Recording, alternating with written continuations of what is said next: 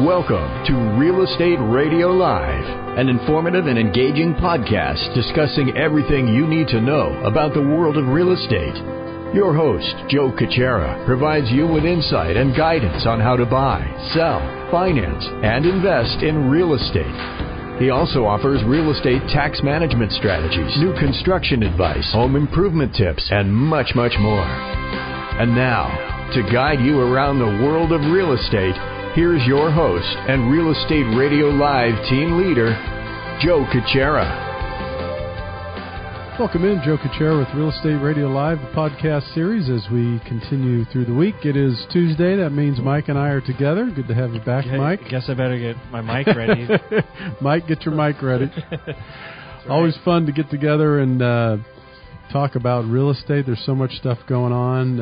Again, our focus and our main objective will always be the same, although we like to remind you, and that is that provide you with much education information as we can so that you make wise decisions in and around your real estate, and that's what we'll continue to do.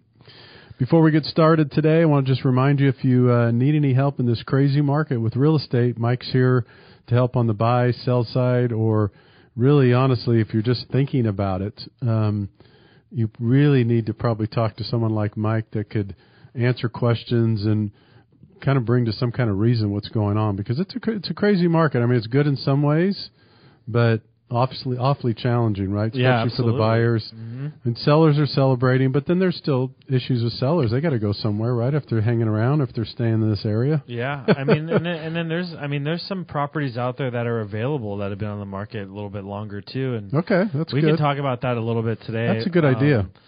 Maybe why and why. Okay. And, yeah, absolutely. Let's talk about that. We'll do that. Yeah. So we're going to chat a little bit about the market. Mike's going to give us an update. We'll chat a little bit about maybe why houses or some homes are sticking around, and maybe it might not be a bad opportunity to look at for those that are interested. Then we're going to talk a little bit about the renters market and its all-time highs, and maybe how we could help some of the renters, some of the philosophies of getting them out eventually if they want to have some home ownership. If you have any questions about, again, buying, selling, maybe to talk to someone to give you some advice, reach out to Mike. You could reach him at 408-630-0101, or you could always reach him by emailing Mike at reradiolive.com. If I could help you on the financing side, if you're getting ready to finance a purchase, or maybe, again, you just need some advice on getting pre-approved, we would recommend that you do that before you do anything, just so you know what you could afford. You can reach out 408-838-9060, or you could always email Joe at reradiolive.com. So, yeah, maybe a quick update on the market, Mike, and then let's talk about some of the homes, why maybe some of them are sitting around a little bit longer than normal, why they are, and then if that presents any opportunities for people maybe. Yeah, I think obviously the main reason a home always sits is price. Price, right? You know, so I think what really bothers me about some buyers is like, hey, you can negotiate. You know, negotiation isn't dead. Yeah. It's never died. It's always going to be there. Don't be afraid of it. It's not going to hurt you. It's not going to hurt anyone's feelings. Yeah. You know, people, they're like afraid to even submit an offer that's lower than the purchase price now. I don't understand that whole mindset. But so again, the number one reason why a property always sits is it's overpriced, or it's a pricing issue. Okay. And so one is go look at properties that have been on the market for longer than, 3 weeks, 20 days, 21 days. I think that would be a good start, because most of the time property should have probably, and I'm talking Silicon Valley specific. Yeah. I mean, the market hasn't completely recovered across the country like it has here. So, you know, if something isn't selling here within 14 days to 21 days, there's something probably either wrong with it, or it's got a pricing issue, or it's hard to show, or there's something going on. So just think about that. I mean, that is definitely a strategy you can use. No matter what the listing agent tells your agent or tells you as far as, they're expecting this, and just put it on paper. Yeah. You never know what someone's going to do. If you submit a lower offer, they might be getting desperate. Those mortgage payments keep rolling in. Those tax payments keep rolling in. This might trigger something. You can talk to somebody all day, but once they see something written on a piece of paper and it's legitimate, you never know what someone's going to do. Maybe you get a counteroffer. Yeah. You know, so I think that is a strategy that you should look at, or Okay. talk to your agent about, or talk to me about. You know, one of the things I'm thinking about as you bring this up, Mike, and talk a little bit about the higher end, because what I have seen, and again, I don't have any science or research behind this, but I have seen recently on social media and a few places, you know, price reduced, but these are like $3-4 million homes. Are you seeing a little bit of that? Do you think it's the component of people just trying to get upper dollar, or that's a different market than say your 1 million, 1.5? Yeah, it's all the above. Okay. You know, I think it is a different price point. There's not as many buyers. And also I think it's a money grab for the people selling those properties. Yeah. And then the third part to that is it's really hard.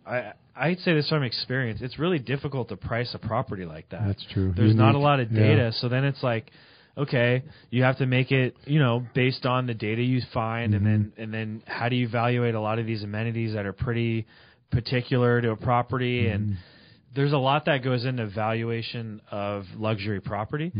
So sometimes the listing agent's just missing the mark on the price, you know, and then it sits out there for a while, or maybe the sellers really think their property is worth more than it is because it's so luxurious and it's got, you know, all these amenities, and so it's kind of all the above. But yeah, I think depending on the market, you know, that's a good point. I think all those are good points. But what you said, I believe, is really true, and that is, it's difficult, you know, more than anybody, to probably get the price exact if there's a perfect on a custom home, huh? Yeah, because it's not like this neighborhood where you have cookie cutter and boom, boom, boom, boom. You have this home up in the Los Gatos Mountains or somewhere that is kind of on its own, 2 acres, right? Yep. And we deal with that a little bit too with the values. I know sometimes appraisers really struggle with that, trying to get comps for different things. They do, and they really got to expand their criteria, and then it gets a little weird. But I would say,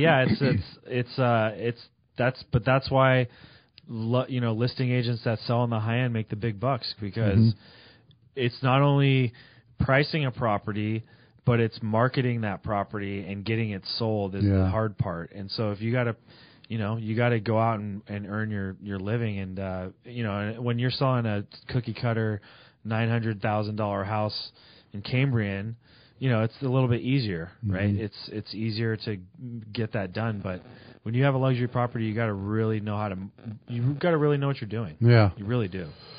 So. All right. Well, so some of the homes, I mean, you kind of covered it. I think if it's sticking around, what would your recommendation be? I think it's what you said, just to reiterate maybe and finish up on that piece, is that if you're out there looking with an agent or someone's working with you and the place is sitting there and there's some desire, don't be afraid to put in an offer or even a lower offer, or talk about it. Yeah, don't be scared.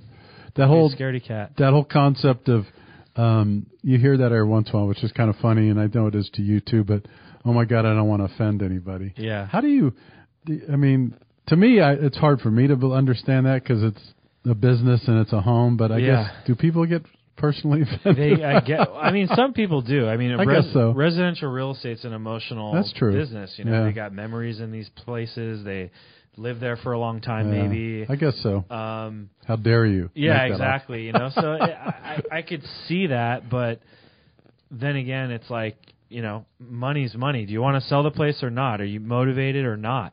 Yeah. It really, again, it comes down to price point and motivation of the seller. I mean, that's really what it's all about. All right. Very good. Well, let's transition a little bit. We have a few minutes before our first break, but let's dive into some of the rental, rents. We got some information here, some studies. Maybe it doesn't surprise me, but all-time high. As far as rentals, people renting homes, it shows that I think it's since the 1960s. Is that correct? 2016, 36.6%, which is huge. And my guess, you know, we kind of skim through the article and look at the data, but it's probably a combination of, number one, it's a tough market. Yeah. And I know this is national too, so that's always a tough part about a national study, is different markets are so. I mean, every market is so different.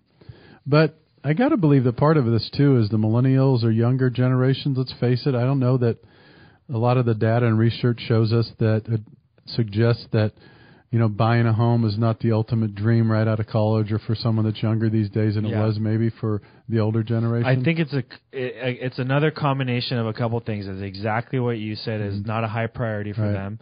The second thing is they got a lot of student debt, so therefore it's extremely hard for them to save for a down payment.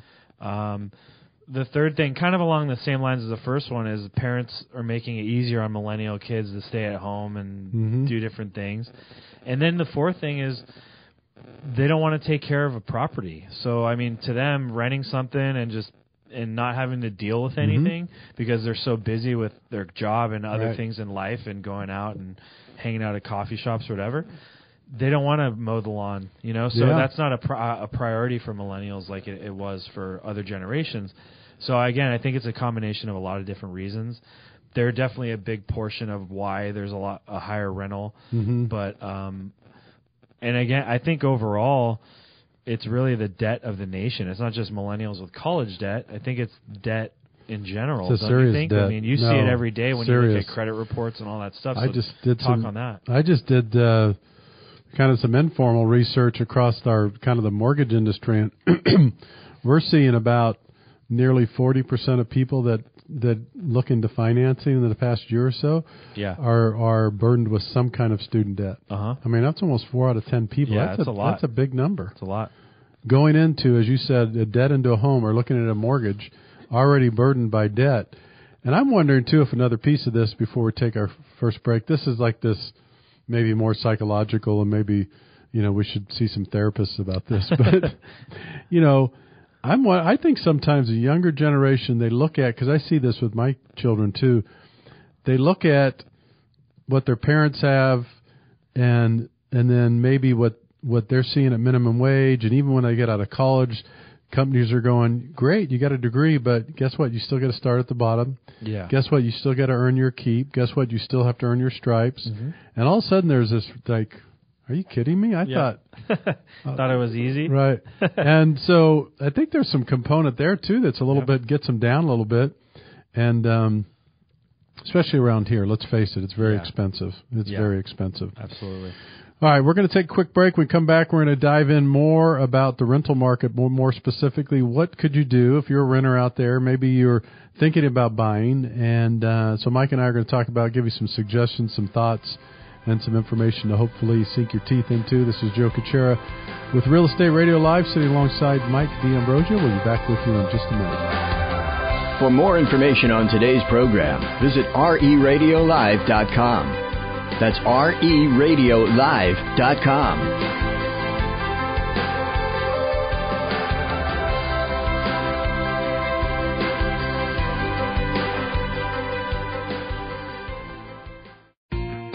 Hi, this is Joe Kuchera of Real Estate Radio Live. Thanks for tuning into our podcast. We are your go-to resource for all aspects of real estate, including buying, selling, refinancing, building, and legal and tax advice, and much more.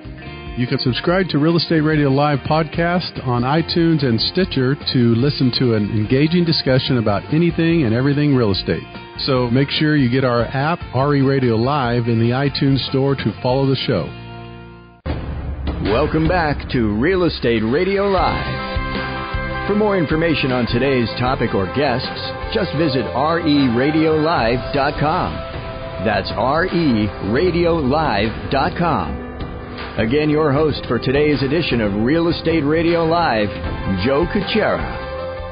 Welcome back in, Joe Kuchera with Real Estate Radio Live, the podcast series, sitting alongside Mike D'Ambrosio. Today we're talking about, Mike took us through kind of an update on the market. We discussed a little bit in the first segment about, what's going on in the marketplace, maybe homes if they're sitting around a little bit long, why, some of the offers you could make, and just really an idea to try to look at the market as it is today with a low inventory and some strategies around that. So now we're going to continue to talk. We started at the end of the first segment a little bit about the rental market. The numbers show us that people renting households, the percentage of households rented are at an all-time high, closest since 1965. It looks like it's a big number.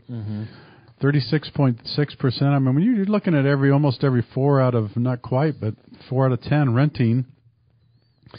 when I still think then they do the national surveys, and the home ownership's still important to people, but not as important as it has been in the past. So this segment we're going to talk a little bit about, focus on you, the renter. So if you're renting, there's a lot of you out there. Maybe you love what the idea that you're renting. Maybe you're thinking, I don't even want to think about buying. Yeah. And then there's that person, Mike, that's probably on the fence thinking, yeah, I'm renting, but, I'd like to buy in the next 6 months or 2 years. So how do I do it? What are the steps? What are my advantages? What do I need to be aware of? What is the right timing?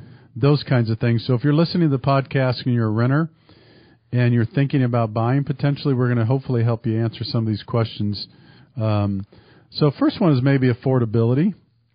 We talked a little bit before we jump back on the podcast here that Fannie, Freddie, I think the lenders out there are trying to stretch the limits in which people, so they just recently raised the debt-to-income ratio. In the past, it's been 43, and then conforming's been 45. And so now they just recently raised it to 50%. And what that means to those out there listening to this podcast is that basically you could borrow more for less. So that they're doing is allowing kind of a quick rule of thumb, 40 used to be 43, 45% of your gross income. You couldn't have more of that spent on the housing cost. Now they're saying we're going to stretch that a little bit.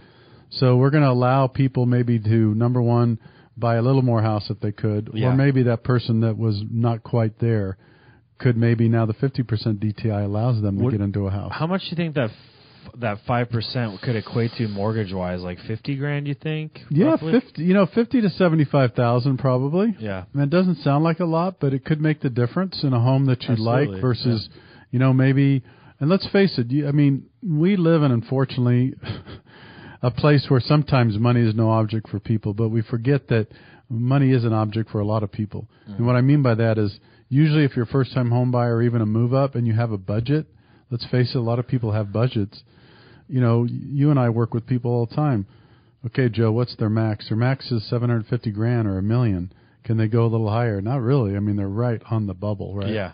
So it does make a difference. So that additional 5%, I don't want to burst everybody's bubble, but what I will say, the good news, the 5% is conforming. Yeah. So if you're borrowing up to $636,000, good news for you. Yeah. If you're jumbo, not for jumbo, yeah. What is that?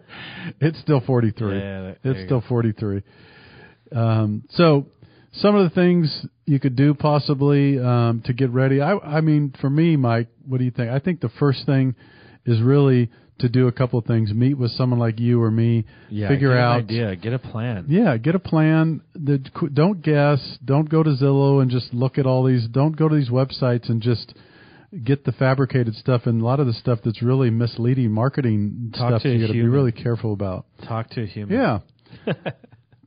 Honestly, I would say the first thing to do is sit down with someone like myself or someone that does financing, and it doesn't cost you anything to look at your income, look at your debt, look at your profile. It takes, if you get someone like me, the documentation, within a day or so, we could have an idea of what you could afford. Yeah.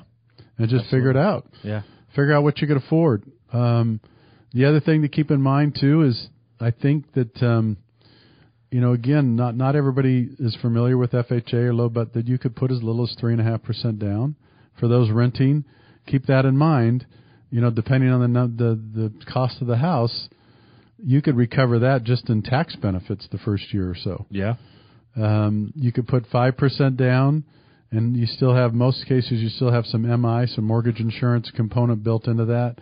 You could put 10% down, 20% down. So the other message I would get across is don't think that you have to have 20% down. There are programs that will allow you to purchase for less. I think that's a really common mistake or a misunderstanding, I guess you call it, that people have is 20%'s been this number for so long, but it's not.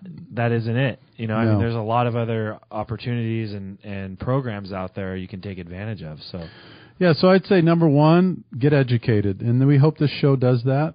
We also hope the show. I'll say all the time, we have a great network of professionals here. If we could help you, you know how to reach us. Go to RE Radio Live. Contact Mike, me, if you have any questions about that. So I would say first, find out what you can afford. That would be the first thing. And then what kind of options? Mike, I know the lease option to buy thing used to be more popular in a market where, it wasn't so hot or inventory was so low. It's probably, my guess is it's not that popular right now, but let's say you're a person that's been renting a house from someone for 7-8 years, and you got this great relationship with your landlord. Yeah. And, it happens sometimes, right? You approach the person and go, hey, listen, I'm thinking about buying. Yeah. It's worth a try. What are your thoughts on that? What would you say? I think it's worth a try. It's really, what is going to be that market value that's the at hard the time part. of? So the way it works is really, okay, the buyer pays the seller option money for the right to later purchase the property, and then they agree to a purchase price or agree to pay market value at the time that the option is exercised. Although sometimes it's negotiable or not. Everything's negotiable. Let's just say that. I mentioned that earlier in the show. But I think that always becomes the big sticking point is the end. What's the end price and where's the market going to be? That's true. So I think with a market that's been up for so long, that probably scares people in a lease option. It probably doesn't scare an owner as much as a purchaser. Right. So, but it's definitely an option. I mean, it's out there, So yeah, I think it's something to look into. I think the other part it's just as important. I don't want to miss this. If you're sitting down with someone looking at the numbers on what you could afford, here's the thing that I really would stress to understand. Understand your tax benefits. Oh, yeah. That is probably the most important thing to understand, certainly just as much as down payment, how much you could afford.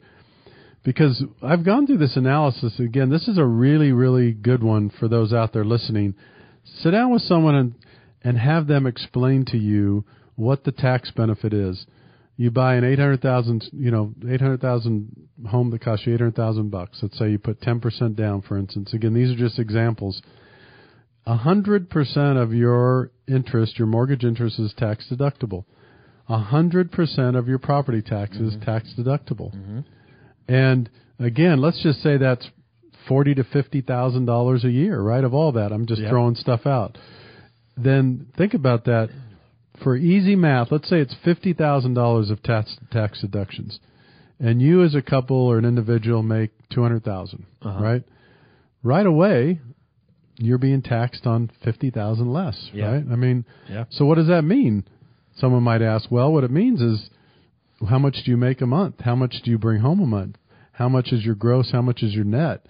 If in some cases, it's a fun, really exercise to go through. If you're listening to this, have someone walk you through it. If you're taking home, $6,000 or $7,000 every 2 weeks, and now you could take home more because you have tax deductions at the end of the year, and you actually do some tax planning. That is one of the big benefits, I think, of home ownership, as long as it lasts, as long as the government keeps it there. Yeah, exactly. Well, that's the key. I think they will.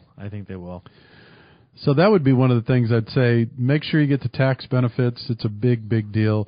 And then the last thing I'll let you talk a little bit about, too. We got about 2 minutes or so left. But home ownership, building equity for the future. That's the note I have here along.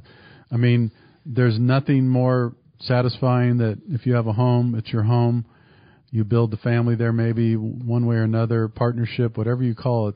The bottom line is most likely you're going to have some equity, and it's in your home to do with what you want. Yeah, I think regarding equity, I mean, really the play there is a long term because on average people move. Well, I think that the average is getting longer by the year, but on average people stay in a home 5 to 7 years.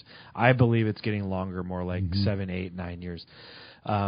If you're planning on doing that, you should be able to gain equity at some point. I would agree. If you're planning on living, it's hard to make any money on a property, especially after paying costs and all that after a year or 2 years, or unless you're flipping a property and you put a bunch of money into it. But, buying real estate is a long-term play, typically, unless you're a flipper or something like that. So absolutely building equity for the future. Now, obviously, different markets do that quicker for you than other markets, and we can do a whole show on that, and we've done shows on that. But I think the whole equity play, I mean, real estate is a great way to diversify your assets, especially if you have a lot of money tied up in stocks and bonds and mutual funds or whatever. And it's also a great way to just grow your money without really doing anything, to be honest. I mean, and then enjoying the write-offs, as you mentioned before. I mean, it's got a lot of benefits to it.